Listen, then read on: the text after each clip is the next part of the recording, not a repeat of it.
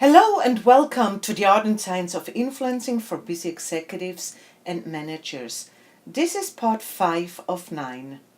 I'm Helena Nyman, the president and founder of Nyman Consulting International and the Executive Center of Excellence, as well as a best-selling author. During our last session, we discussed the 5 hooks of the art and science of influencing. Today, we are going to focus on Principle 4, structuring the approach. We have laid all the groundwork and given you the tools necessary for you to create a great influencing strategy. It's now your turn to jump into work, and I will simply lead you through the process. There are 4 clear stages in this process. Stage 1, setting a goal. Stage 2, the assessment. Stage 3, finding the hook. Stage 4, anticipate the reaction of the person you try to influence. Let's start with point 1, setting a specific, measurable goal. What is your desired outcome? State what you would like the other person to do, say, think, or feel. If you need, stop the video for a few minutes and take really the time to create a specific, measurable goal. Number 2, assess the situation. Do you really know the person you want to influence? How can you get information if you don't know the person? Please do your homework. The better you know the person you want to influence, the better you can prepare the influencing strategy. If you don't know the person at all, start to look around in your environment and see who knows that person and who could give you some background information about that person. Again, stop the video for a few minutes and complete this task. Number 3, now it's time to choose and prepare your hook or hooks. I really recommend that you choose 2 to 3 hooks from your list depending on the situation and the strength of your hooks. And also remember, be agile. Be agile to transition from one hook to the other or even skip between hooks. Let's start with hook number 1, logic. Provide up to 3 reasons and/or facts that will convince the other person to agree with you. You may use facts, data, a reason, you being the expert, something rational, or you even talk about costs and benefits.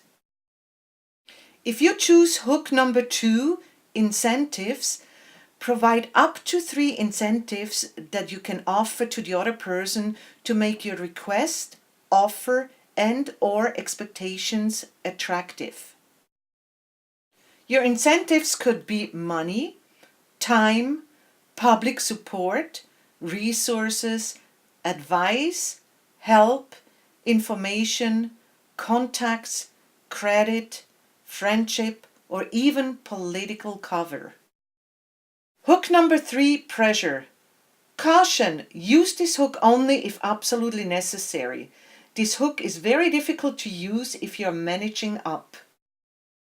If there is really no other way to influence someone, create a pressure point that is urgent and painful enough for the person.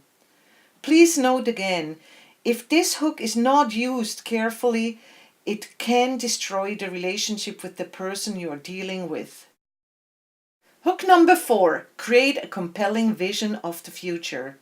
I'm a huge proponent of Steve Jobs' quote, "If you're working on something exciting that you really care about, you don't have to be pushed. The vision pulls you." How do you create a compelling vision? Step 1, create your vision of the future. Step 2, craft a story. Step 3, include a metaphor that will generate enthusiasm and even inspire the other person. Hook number 5, involvement and values.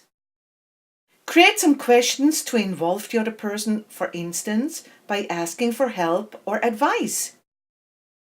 Involve them in the process, make them a part of the solution, appeal to their values, acknowledge their interests and aspirations.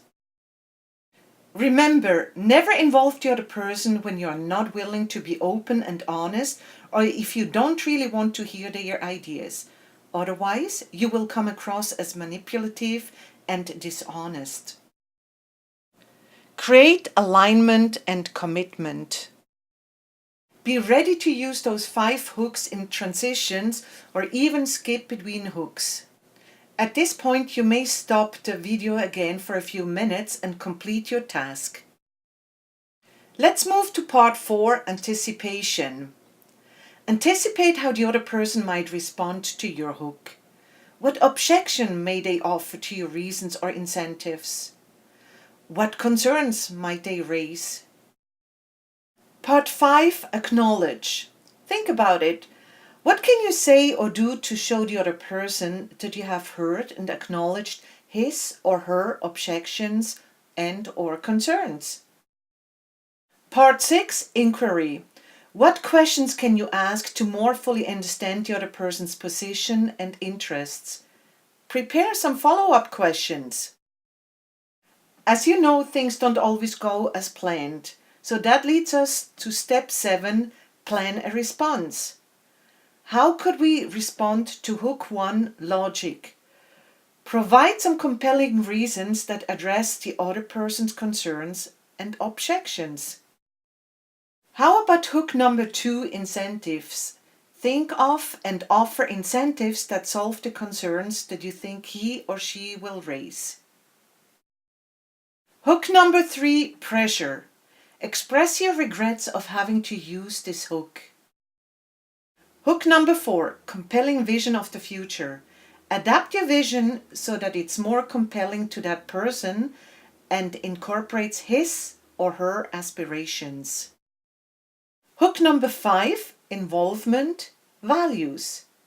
Ask questions to involve the other person. At this point, I would like you to pause for a few moments this video and complete your task. Welcome back. Before we wrap up this session, I would like to introduce you to the umbrella theory. Who better than former naval officer James Nyman can explain you what the umbrella theory is all about? Hello, this is my story on how I came up with the umbrella theory. When I was flying in the Navy and going through the flight training for the 2 years plus until I got to the squadron, all we did was, besides learning how to fly and carry out our duties, was prepare for emergencies. These could be anything conceivable or inconceivable, but anything we might have to deal with. This is where we practiced and practiced and practiced so that when an event happened, regardless of its magnitude, we were ready and it just was subconsciously handled. We knew what to do. We didn't do that running in a circle panic mode. Then, over the years, I noticed that the more prepared you are for things, the less likely you're going to encounter them. And if you do encounter them, you're prepared and you're ready to handle it without the panic, without the confusion. By the same token, if you are not prepared or ready, when something happens, then you're going to find yourself in a world of hurt. This is where I came up with the name for the umbrella theory. Because to simplify it, if you have an umbrella and it rains, you're fine. If you don't have that umbrella and it rains, you're going to get wet. And this applies to everything, figuratively, of course.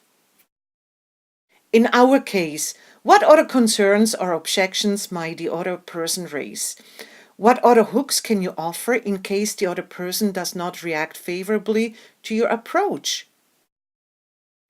Last but not least is point number 9, comfort zone.